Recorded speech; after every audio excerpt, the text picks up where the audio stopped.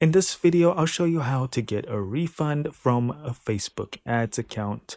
Alright, so first and foremost, if this is sort of, I can say, a mistake on your part, maybe you just let your ad run too long, something of the sort, be prepared to not get a refund from Facebook and be prepared for them to point you to their terms of service and so forth. Now, if maybe you got hacked or something like that, your chances are better.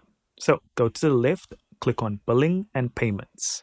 Then inside here, you need to scroll all the way down and then click on Get Support right at the bottom. Now, here on the support page, what you need to do is in detail describe the problem. Make sure to add the ad ID for the specific ad that you need a refund from so that they can refer back to that without needing to mail you again for this information.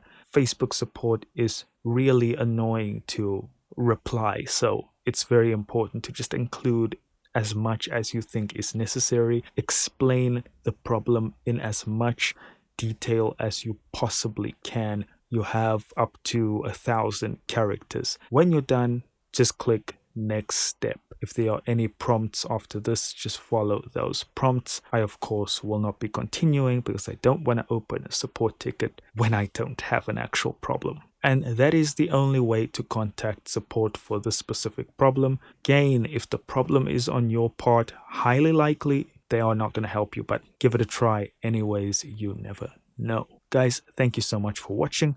Don't forget to hit like and subscribe, and I'll see you in the next video.